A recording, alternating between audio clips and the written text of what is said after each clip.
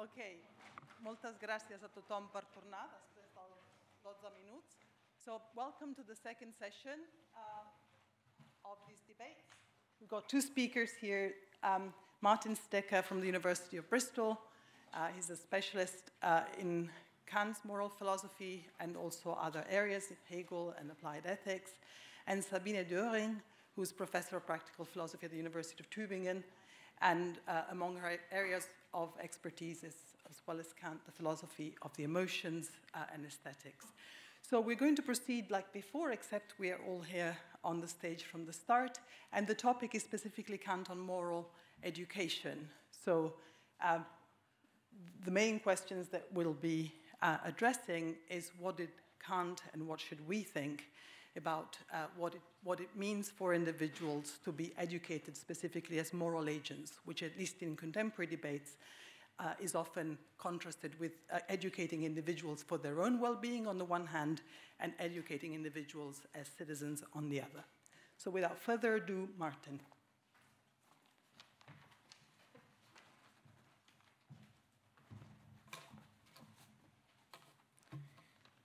Okay, great. Firstly, Thomas Sturm, thank you very much in the Goethe Institute for having me. I'm honored to be part of this event. So to understand how to educate morality, I think we should first understand better Kant's conception of morality.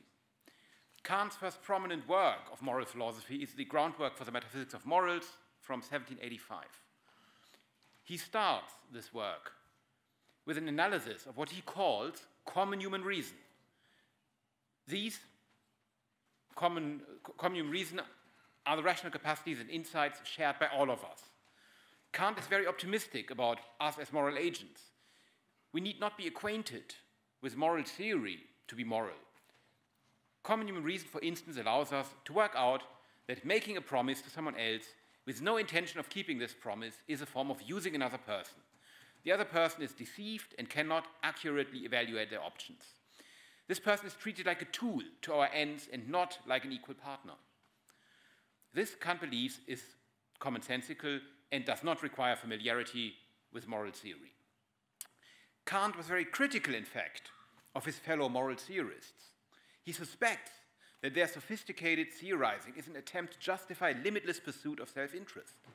Ordinary people, by contrast, understand that morality is of supreme authority. We can be morally required to act against our self-interest.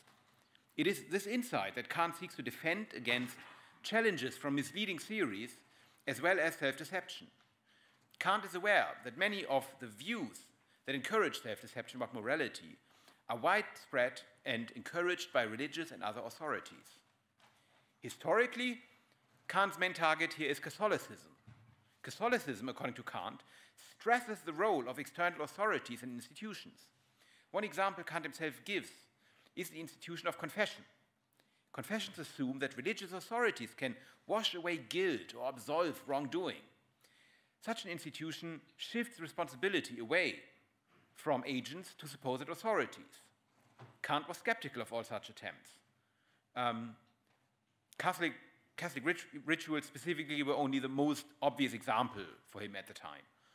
Presumably, he would have been very skeptical of attempts to instill specific norms and values, for instance, via religious education in schools. Rational agents are familiar with the norms and values they need. Teaching these agents values and norms seems unnecessary. It may even be detrimental if this education interferes with agents' original and correct moral insights. This can happen if educators are perceived as moral experts who have a special moral status or know things others do not.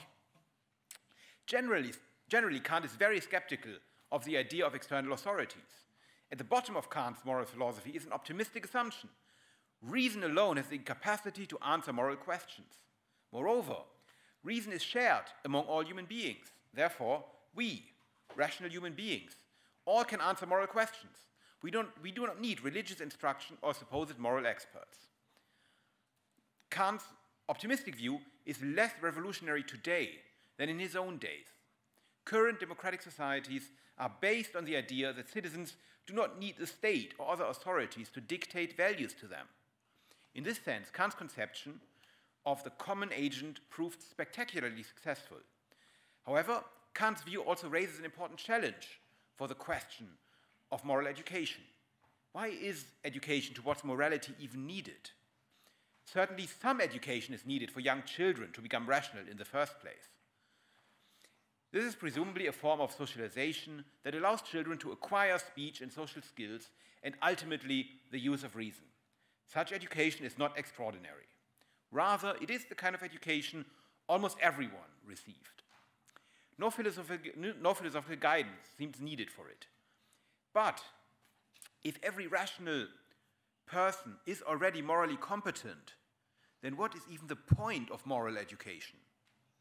Or, even more provocatively, is moral education dangerous? Should we leave children and adults alone once they have acquired reason and not pose as educators, potential authorities and experts who know better than others what is moral? It now seems that there is nothing that we can learn from Kant about education towards morality other than that we should refrain from it. Yet, I think there are three interesting and distinct takeaways from Kant's theory for the purpose of moral education. The first is negative. It is negative because it's not concerned with teaching agents anything new, but rather with helping them protect their insights against interference and disinformation. Kant's major concern is to help agents maintain their initial moral insights and stop them from falling prey to confusion and self-deception. People's original rational insights must be protected, not shaped and altered by external authorities.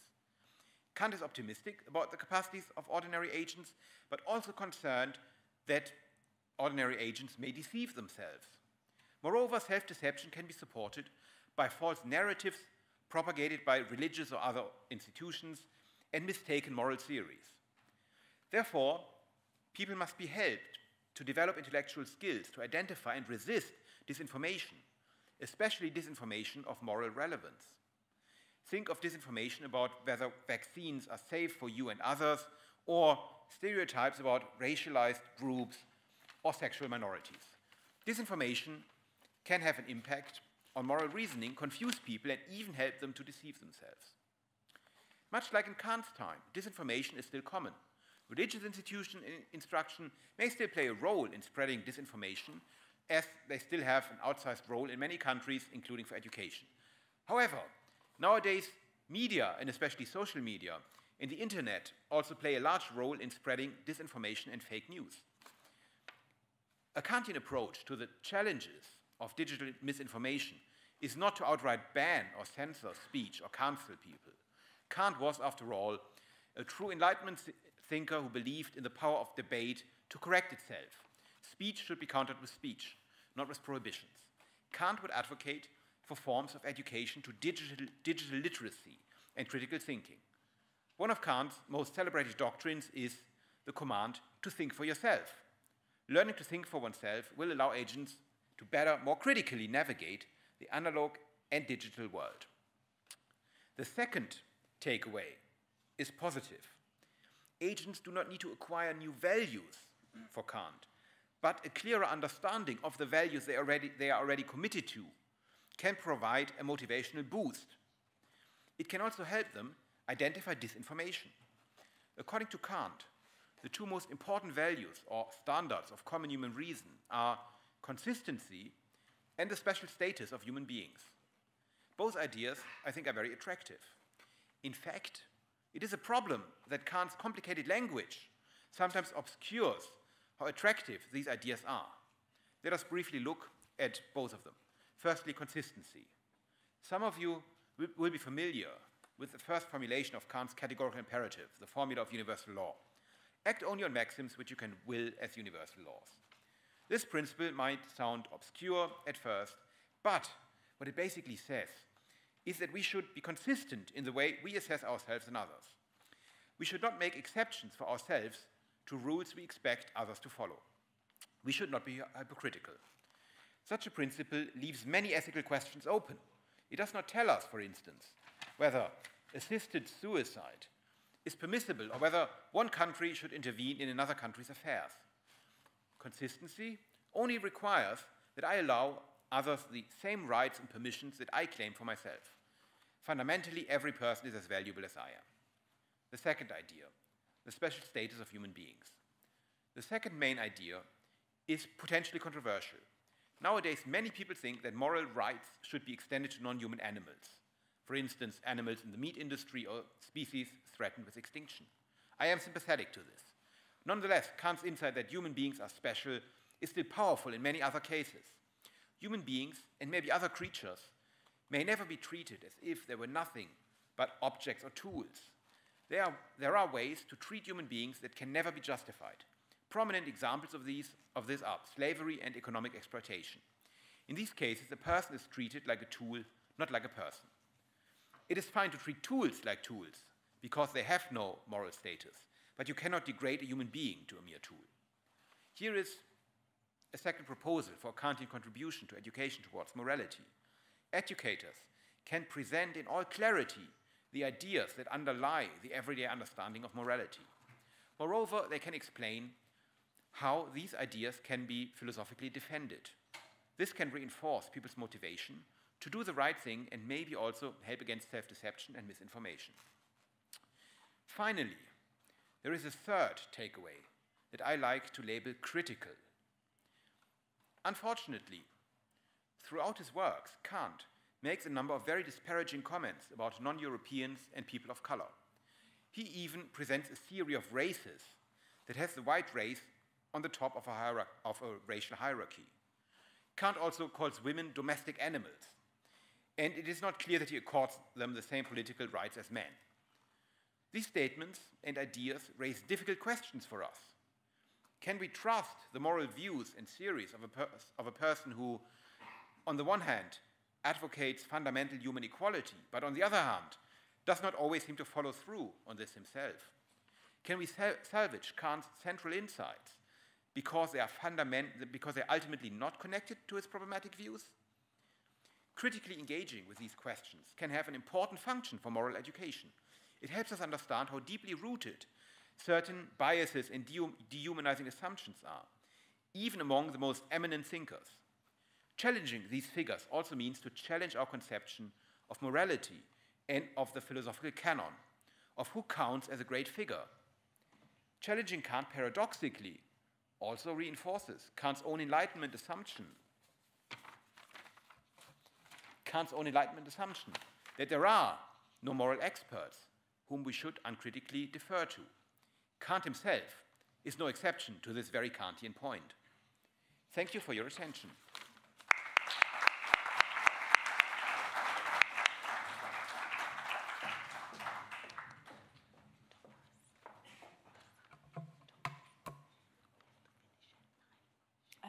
Can we change this?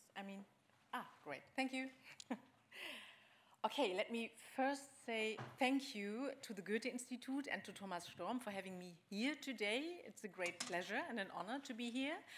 And let me also say that I'm very happy that I'm not at Susan's and Thomas' Bob Dylan party, because I hate all of his songs.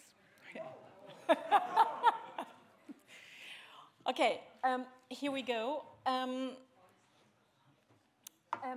I begin with a quote, not from Kant, but from the Austrian writer and philosopher Robert Musil. Technical problem? Does it work? Try the computer, is that? Also, it's only the keyboard. Okay. No? It's disconnected. Now it... Okay. No, next. We can go to the next. Okay. It wants downstairs?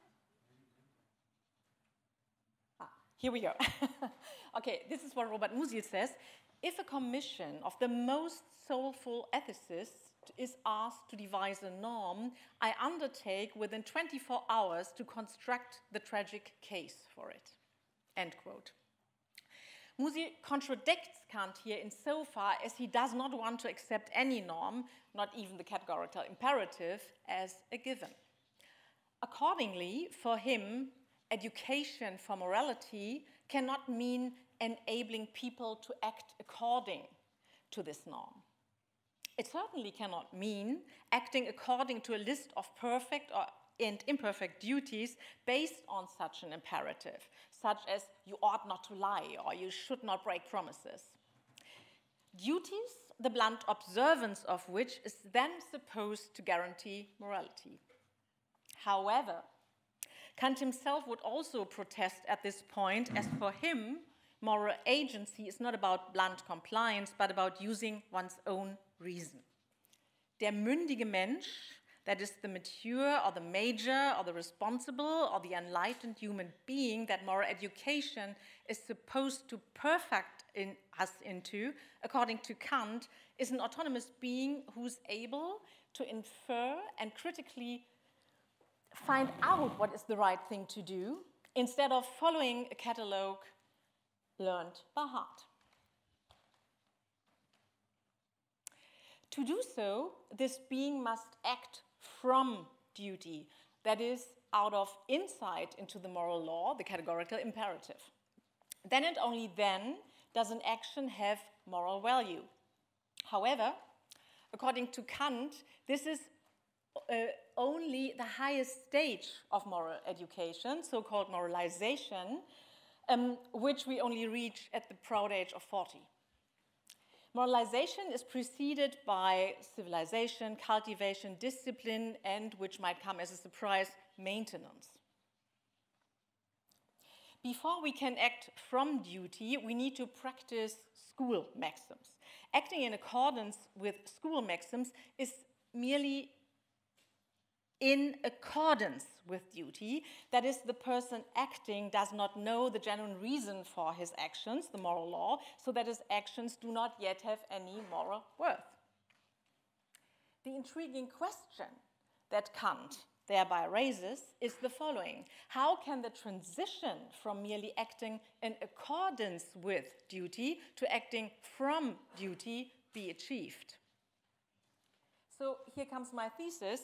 While the most widely read authors such as Jean Piaget or Lawrence Kohlberg strongly emphasize the role of independent thinking, this is comparatively little reflected in educational practice.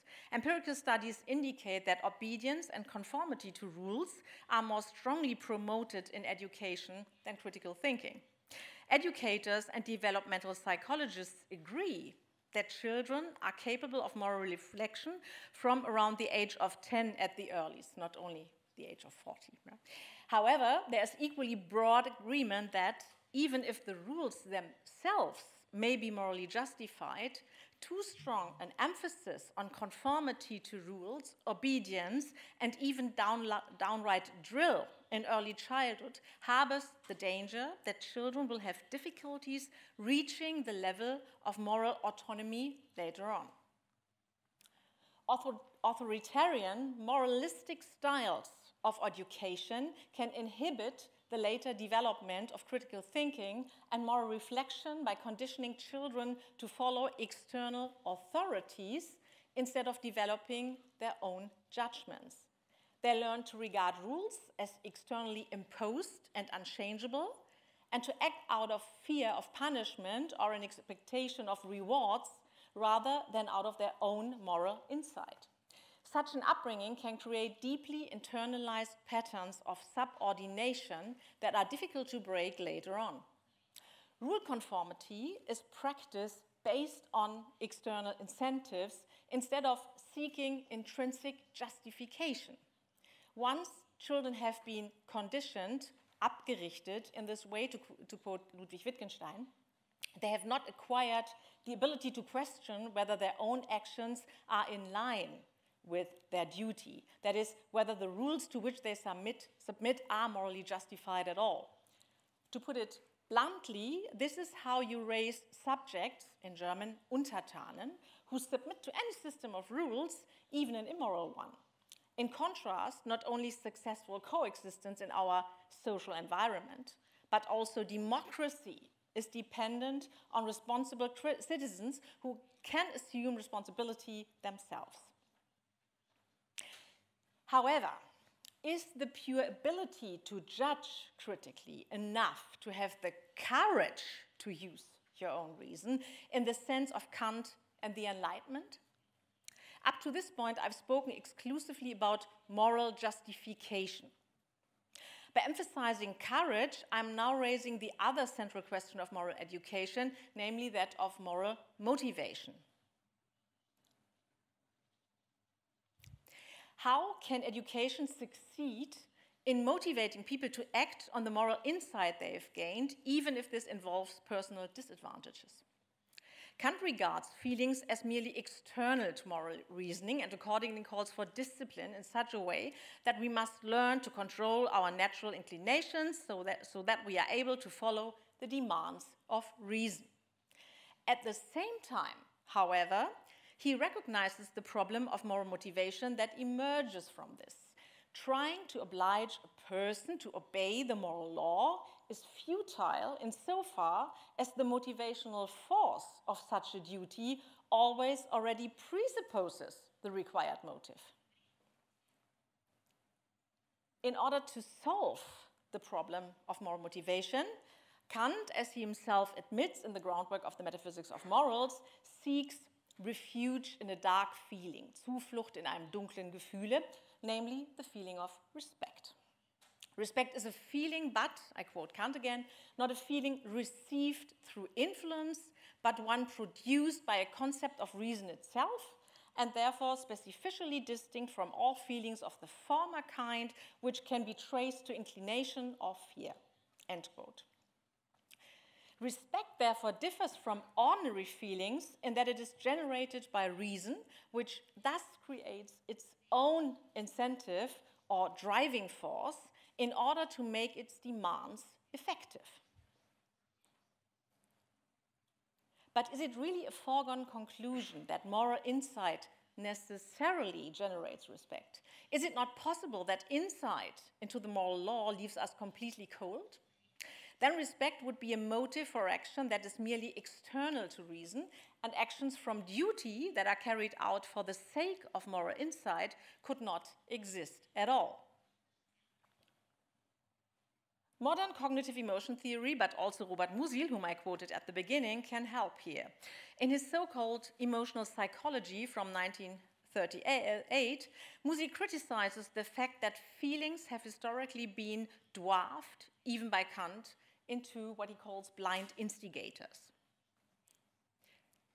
However, as I myself have argued in various works, feelings or emotions at least, are not blind, but are directed towards things in the world and represent them as being a certain way. Anyone who's afraid of a viper that suddenly writhes at his feet during a walk in the woods sees the snake as frightening or dangerous.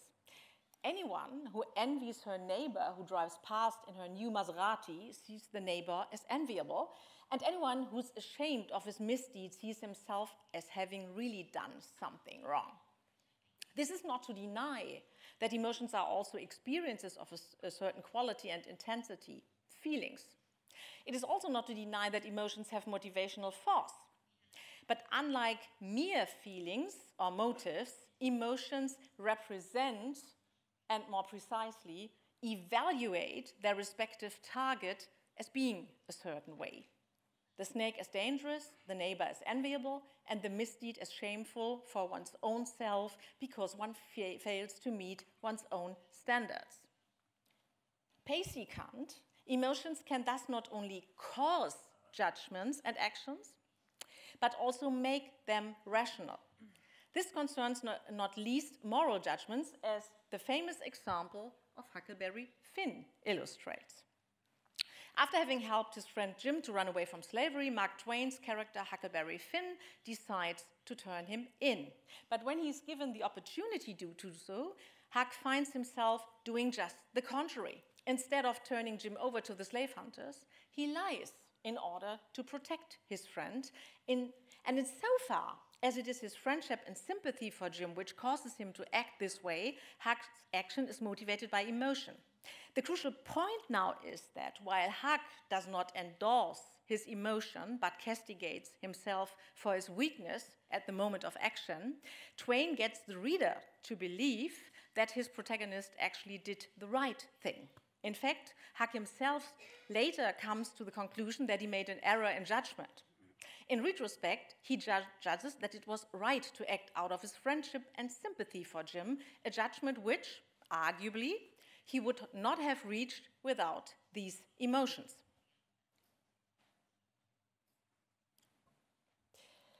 So my thesis is, emotions can make us see what to do. They are perceptions of values with motivational force, and therefore, in moral education, we must not suppress, but cultivate them, of course, in interaction with reason. Thank you.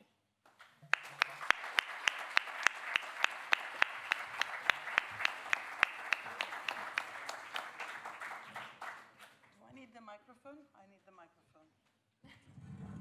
Does the microphone work? Yes, it does. Okay, thank you very much to both our speakers. So I'm aware that we are short of time.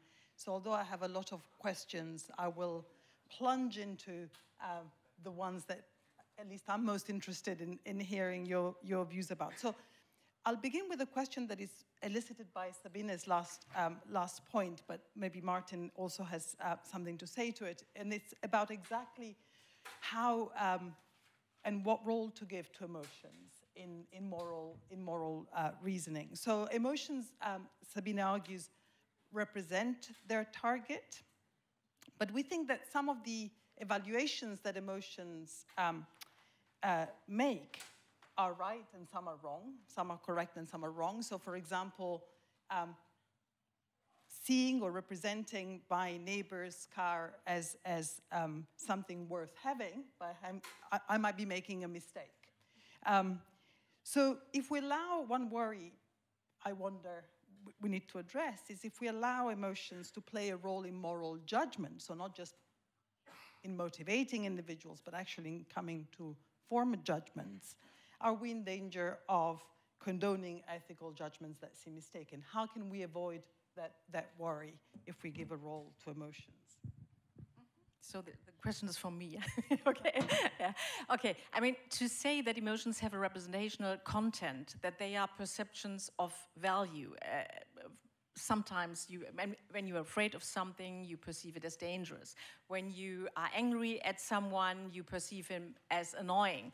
And when you experience indignation at a certain action, perhaps you experience the action as unjust. So this is to say emotions have a representational content, they are evaluations, but this is of course not to say that they are always correct. It's to say that they are subject to a correctness condition. And so then the difficult question is, and this is the question you are raising, how do we find out? And that's, of course, a difficult thing to do. But for the present, I just want to say that what I was arguing here for is that when it comes to conflict between emotions and judgment, it need not be the judgment who will be the winner in the conflict. And so rational requirements must make room for this, because otherwise, I mean, we would be, imagine you have certain very stubborn views, like Huck has on the slavery society at his time. And so his emotions help him to change this judgment. Yeah? And I made really the strong claim that he would not have reached this judgment had he not had these emotions. Yeah? And so what I'm claiming for is not to say, give up reason, but the claim is integrate emotions into reason, and so then you have a full-fledged picture of what reason is. Okay, Martin, would you like to add anything to that? So. Don't think I have anything to add. Okay, jolly good. Well, let me press you a little bit more. Maybe Martin, you can come in here as well. So I know that in recent debates on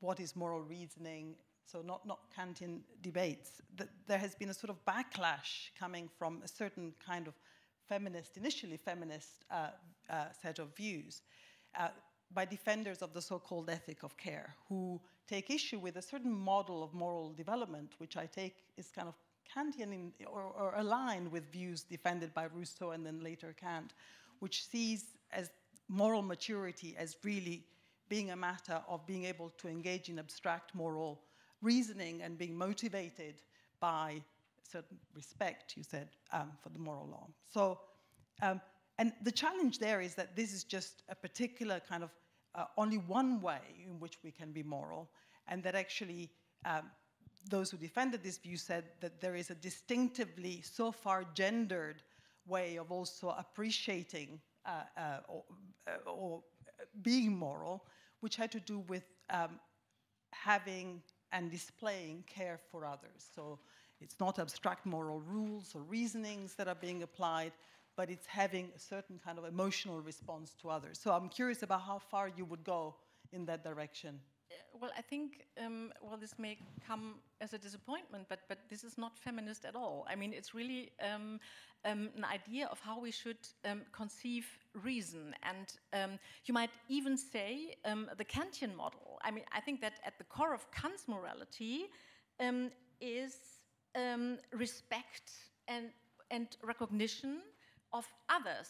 And so you can also say it starts in a way. I mean, I have to have a grip on when I'm starting to test my maxims. What I ought not to do is to prioritize my own goals over the goals of others. And this is based in respect for others. And I don't think that this is a purely cold matter. Yeah. A few points. One is that.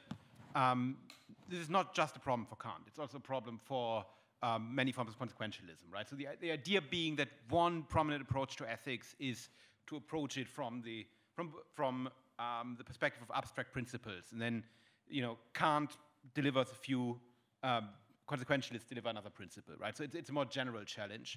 And I think actually, if we do think this is a problem, there's something valid about the challenge. Kant, in a way, isn't completely unsuitable to meet this challenge, because he does acknowledge special obligations that you have towards friends, family members, parents, children. It is somewhat tricky to see how they really can be derived, or how they can coexist with the categorical imperative, but there are Kantian proposals for that. There is a sense in which Kant is less abstract than many forms of utilitarianism, at least. Yeah. All right. Yeah. Good. Okay. I would add that Kant is much cleverer than the consequentialist, because he's an internalist about moral motivation. I mean, because he says he has not the idea. I mean, many consequentialists think, well, we have a moral system, and then we need to train the people so that they act in accordance to the rules. And then the first question is, but why should they be motivated? I mean, if you lack the motive in the first place, why should you accept the duty to act in accord with these rules? That's the first thing. And the second thing, what I really love about Kant is his idea that he thinks to have moral value, an action needs to be done from duty, not merely in accordance with duty. What I mean by this, let's take an example from education. Imagine a child who pushes another child, and then the teacher says, you have to apologize, and the child refuses to do so. But then the mother says, of the child who had pushed the other child, says, well, do it, you will get an ice cream afterwards. Yeah? Then it will be acting in accordance with the school maxim, but we would not think that this action has any moral worth. So. Can I disagree? Okay. Yeah. So I do think the care ethics criticism is somewhat valid when it points to the Kantian conception of moral motivation, at least in a standard reading, being quite narrow, right? The right motivation, at least it would seem, for Kant, is acting from duty. And not just care ethics, but other ethicists have proposed problems for that. For instance, if you visit your friend in the hospital and your friend is really happy that someone has finally come to see them, and you just say, and I only did it out of duty, right? That seems inadequate, right? So that's why I think there is also a Kantian danger here, and Kantians have to do work in order to explain how this idea of acting from duty must be understood in a broader sense, and Kant himself often suggests, for instance, acting for moral reasons rather than self-interested reasons, or acting from internal reasons rather than because of external pressure, right? So I think Kantians do have work to do here in order to present a attractive moral picture. But I think you have already hinted at some of these ways to amend Kant. Wonderful, thank you. So jumping a little bit, but I'm glad, Martin, you brought in the family. So one thing, so I was reading Kant's Pädagogik to prepare for this, and one thing that really struck me is that Kant said they favored public as opposed to private education, and by private there he, I understand, means kind of non-institutionalized, kind of private tutor, which was a possibility for many people back then.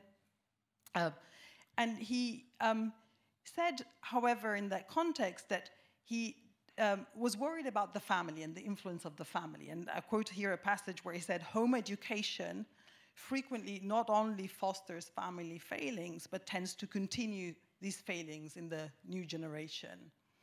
And I'm reminded of a phrase from a book where the thought it goes, the family is the source of all misconceptions, right? So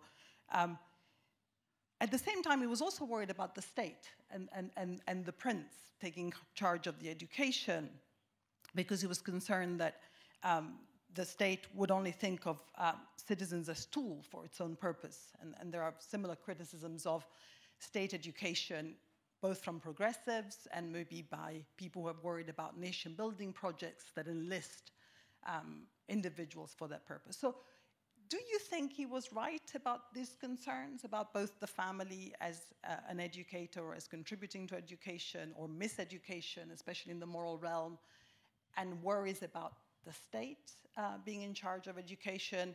And if we put these two things together, then what are we left with? Who are the right agents of moral education? Yeah, so I think some of these themes already came up in the previous session. I wonder if maybe the issue isn't so much the agent of education, but rather the content, especially on a very general level, right? So basically, if you tell people never to think for themselves, but to defer to an authority figure, that's a problem no matter who does that, right? But if you genuinely get people to think for themselves and also be able to think with others, right? Kant says, think for yourself, but also think in the position of others. It doesn't really matter whether parents do that or the state.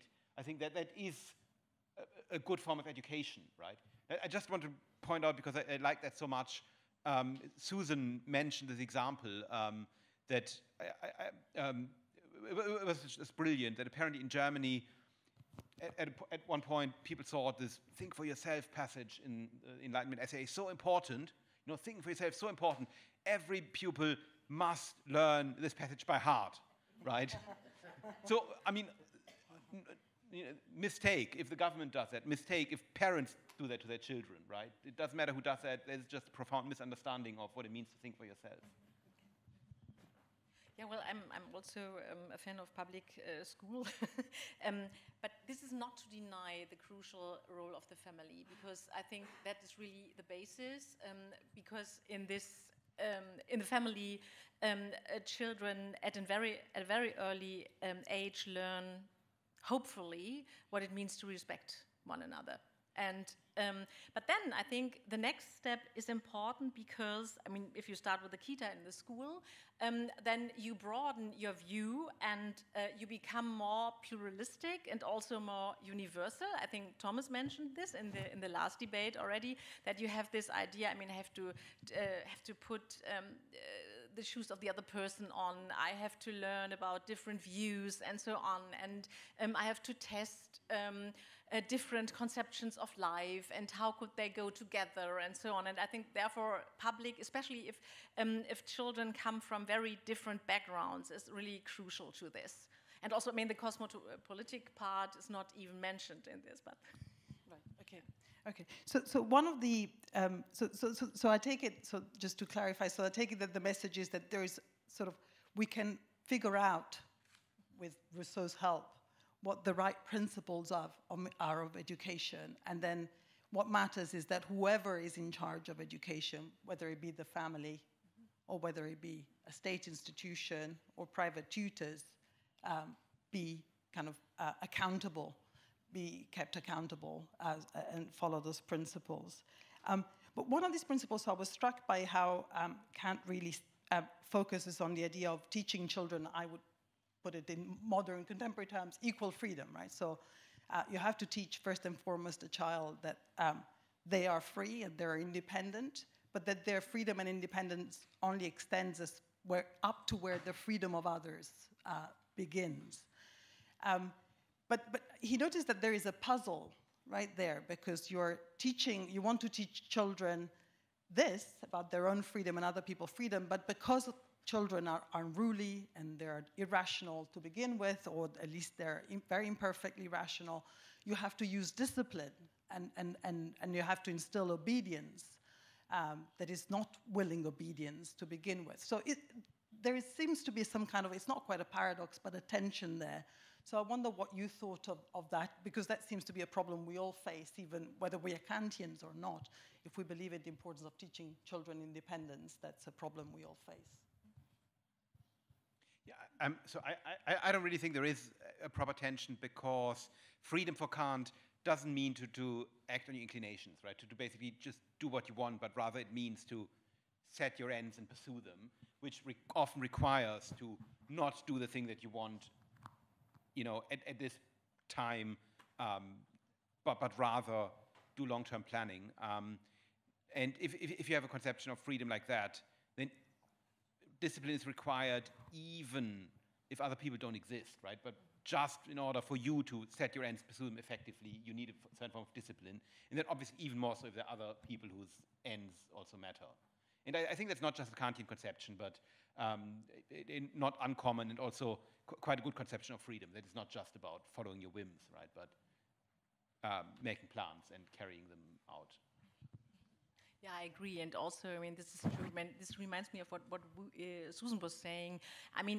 Kant has no problem with the state. He's not an anarchist, but he thinks.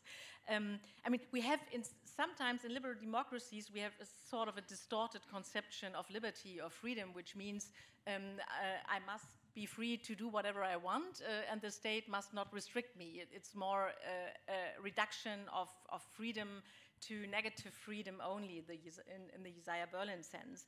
But Kant has another view. He thinks, I have the quote here, that there is no right to unlimited freedom, but only a right to freedom, and I quote him, insofar as it can coexist with the freedom of every other in accordance with universal law.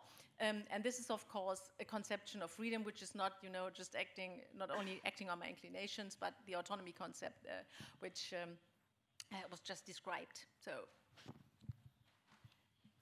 I'll ask one more question before leaving, letting others ask questions. And this is really, again, kind of taking Kant to the contemporary context and thinking about moral education, specifically in pluralist societies like ours.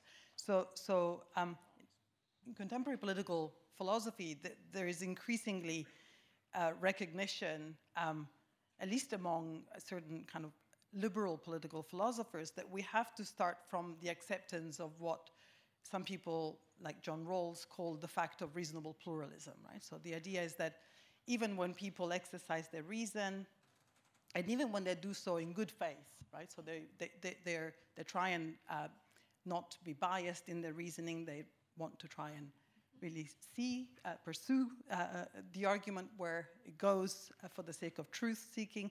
Even when they do this, they come to very different views on a lot of matters. Is there a God?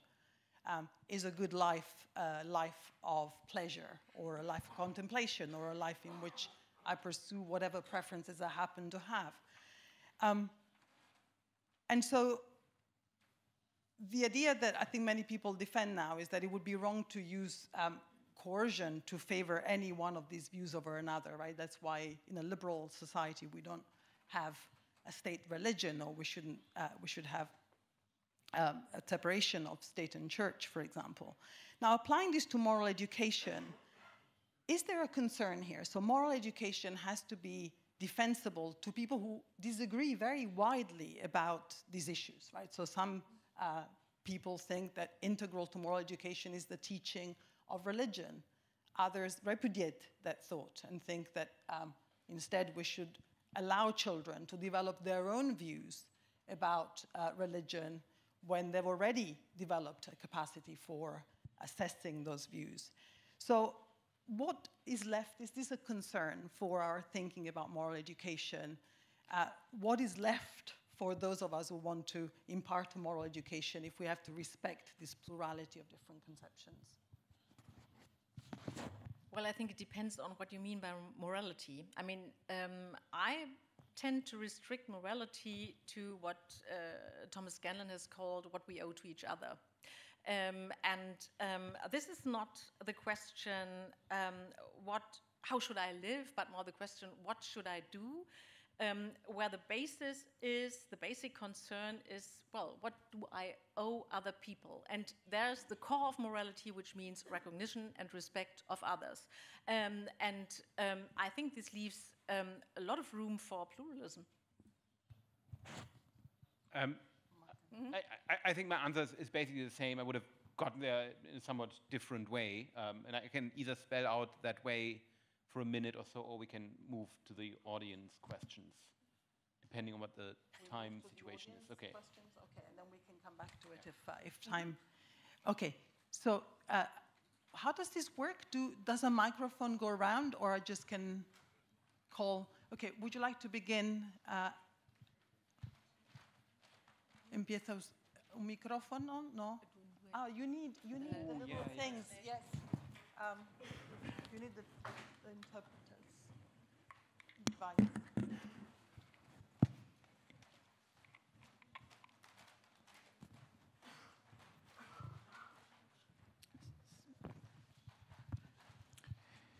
In your hand? Does it work? Does it work? Sabine, does it seem to be working? Yes, someone says. I think so. Yeah. Great. Jolly good. Okay, would you like to begin with your question? Ante todo, muchas gracias por las interesantes exposiciones. Yo eché en falta, aunque indirectamente supongo que estaba implícito, los estudios que se hicieron en antropología y que retoma o sintetiza Sigmund Freud, ¿no? Sobre cómo se genera la civilización a partir de una prohibición del tótem y el tabú, ¿no? Y un ser ahí que funciona como Dios o equivalente, la ley, diríamos hoy. Y luego los estudios de la etología, desde Konrad Lorenz hasta Franz de Waal hoy día, en los cuales se ve que hay una continuidad entre mamíferos superiores y el Homo sapiens, y el factor de la jerarquía, la prohibición, la autoridad, el miedo, como nucleares en una moralidad. Es decir, cómo pensar en una educación y en una civilización cualquiera, da igual, con Confucio o con Kant como modelos, si no existen esos elementos que tienen que ver con una prohibición o sublimación de los instintos para generar un deseo civilizado, útil socialmente. Apareció, pero no del todo. Yo eché en falta, como mínimo, que se lo citara a Sigmund Freud, ¿no? Estaba allí, físicamente. Will you start with the mammals? Start with the mammals. Is that me? Okay. All right. Good. Great. Yeah. So, insofar as, if the question was about non-human animals, can't, at least on the standard reading, think they have no moral standing, but more recently, Kantians have stressed our continuity between us and non-human animals and proposed various ideas of according them a moral status. I think for the part of the question that is about cultivating our desires, inclinations, I think that's probably, you're the expert. Well, I don't think that Freud has a that Freud has a, that's irritating, that Freud has a conception of cognitive emotions. I mean, if you have a conception of cognitive emotions, then you can say we have perhaps so-called basic emotions or primitive emotions, which are emotions with which we are born, and then already at that stage, the training starts, you know? And this starts already when you're still very little, because your mama will say, well, you're afraid of this, but you need not to be afraid of this, and so on. And then what happens is that you learn to combine your emotions with what Ronald de Souza has called paradigm scenarios. And so in the culture, we learn what is an appropriate reaction and an appropriate emotional reaction and what is not.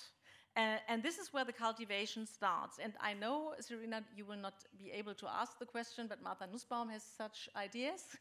And so an example is you start with disgust. And for instance, you must learn not to apply disgust in an inappropriate, immoral way to other people, perhaps because they don't look like you, and so on. And this is what I think where the civilization takes place. It's a cultural, it's a coordinated matter that all of us have to do together. Are there any other questions? I can't see at the moment. There is one question there.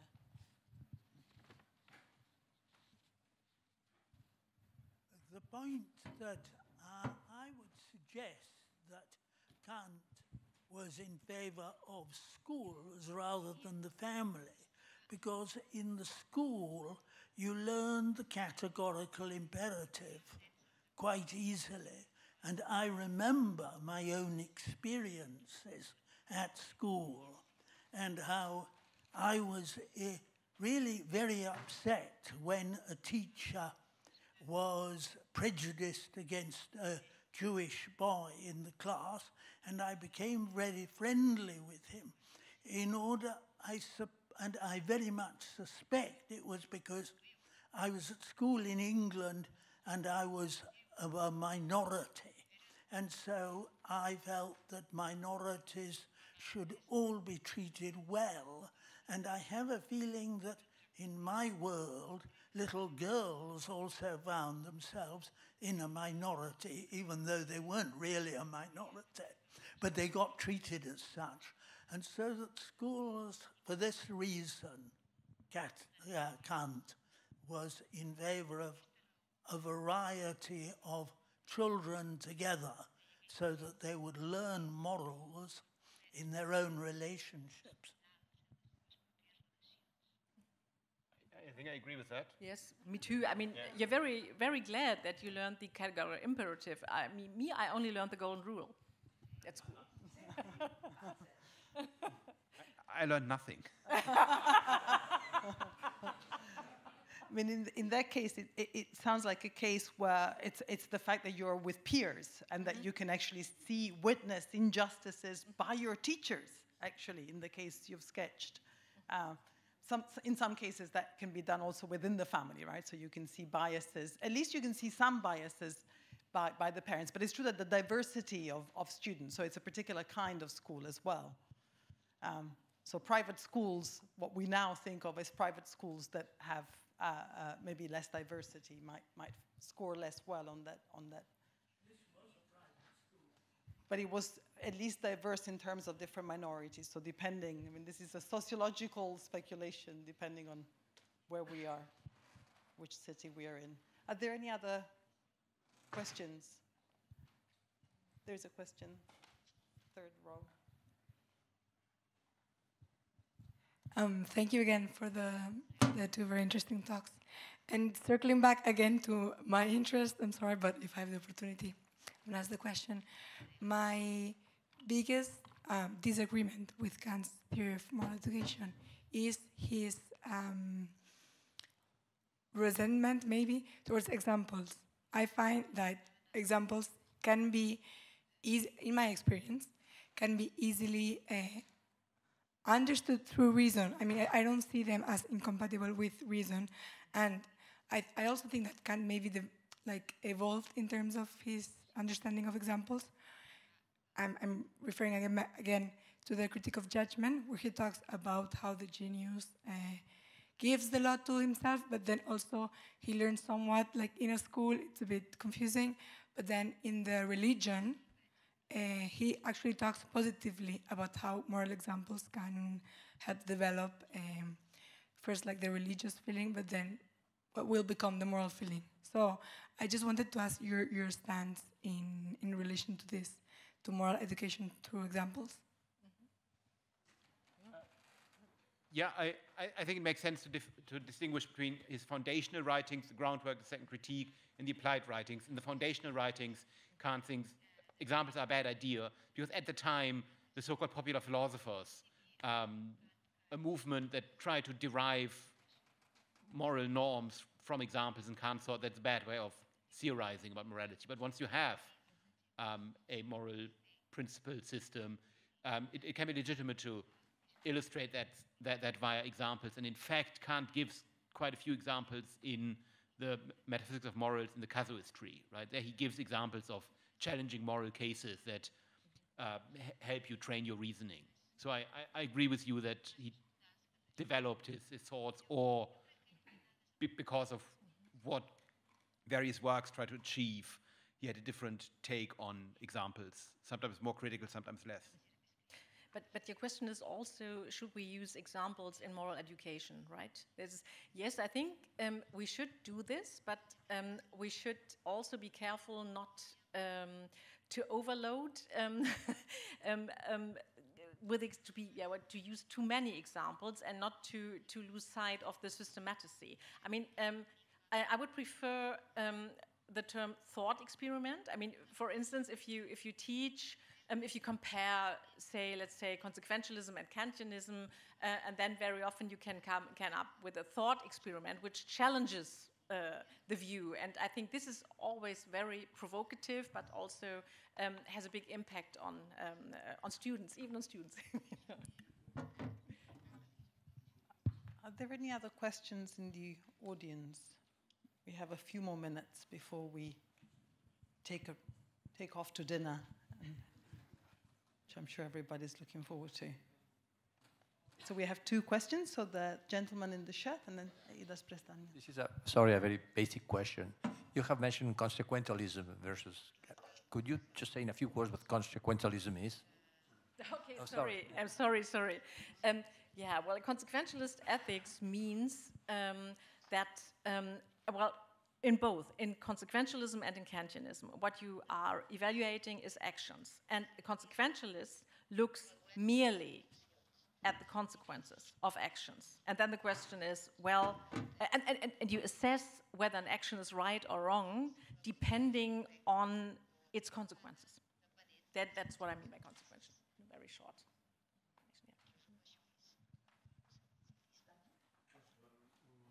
Just about examples, I was thinking the whole time, and then when it came up, I see it in another way. I mean, it's not just giving examples, but living as an example. I mean, this is what I think, isn't it the best way to teach morality, to kind of give morality in house and also in the school, that one lives up to one's words, because we all know the good words.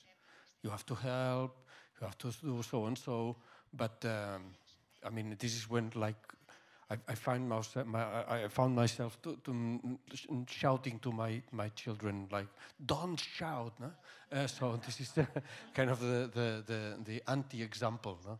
So you say, you have to help people, and I say, I've never seen you help anybody, no? So, I mean, words, we all know the good words, and everybody, I mean, if you say, what's a good thing to do, we can say it, but I mean, isn't it just the action, just living up to some example? This is something religious, maybe, but I don't know if it sounds a bell or something. So before Susan, I think, was wanting to step in, but maybe you want to say. But you might step in any case. I mean, if it's Well, I just wanted to say to Daniel, this is why Kant says in the second part of the second critique that the way to moral education depends on talking about heroes and heroism. And that's the best way, actually, to show that people can really be moved even to face death, okay, out of respect for the moral law. Well, I think the hero is more Aristotelian, the more classical, traditional ideal. I mean, I quoted Robert Musil at the beginning, and what I like about his writings that he's always very provocative in his writings, and he challenges views. There's one novel by him where it's called Die Vollendung der Liebe, the completion of love, or however we might translate it. And it's a story about a woman, Claudine, and she has a short affair with another man, and this is what makes the love to her husband complete. We don't understand what is meant by it if I just say it in this discursive way. But if you read it, then there is something in literature very often which not only changes your norms, your rules, but also your way of seeing the world. And I think this is really decisive in order to come up with different, well, rules, principles in the end. Iris Murdoch, of course, is also very great on this. The whole talk about thick ethical concepts. You must start to see things differently because you can, in a purely intellectual manner, judge them differently.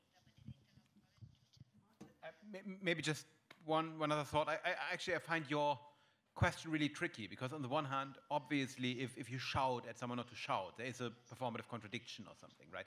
But on the other hand, since for Kant what really matters is the reasons for action or your motivation, and we can't really access other people's motivation.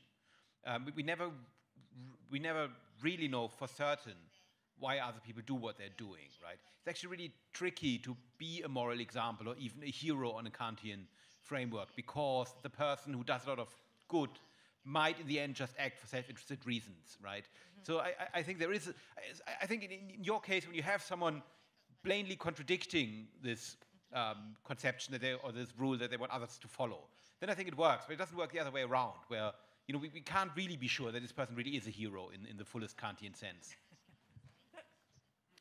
And I would add, I mean, there is, of course, the danger of hypocrisy. If someone just someone just preaches but doesn't practice what he preaches, right? That is the moral suspicion that we have. And there's also the fact, at least I have seen that happening, that if you have a good moral hero, then you try to imitate them. And that has a learning, teaching, practicing effect. That is true. But there's also a fallacy there. If we want to teach good moral reasoning, we must also teach students at the same moment, when we are good teachers, that if they sometimes fail, that in no way need necessarily undermine what they have taught us, right? That is very important parallel teaching as well, actually. And I think that's actually something that they need to learn, because there is this tendency in our culture that if we find someone to be not as perfect as they have been, to be hypocritical, that then the doctrine that they have taught must be inherently wrong, and that's a fallacy. Yeah, but teaching fallibility should be part of the curriculum, because fallibility also prevents us from becoming self-righteous. I mean, my third point was actually, I think, getting at that, right? Immanuel Kant, isn't he a bit of a hero? After 300 years, we still celebrate him. He had so much good stuff to say, but then I raised the problem that he said a lot of racist stuff, a lot of sexist stuff, right? So we need to always be aware and willing to question our heroes and critically discuss heroes, academic, moral, and otherwise. Well, on that note, if there are no more questions, I think tomorrow there'll be more questioning of the hero in question. So, but join me now thanking Sabine and Martin. Thank you very much.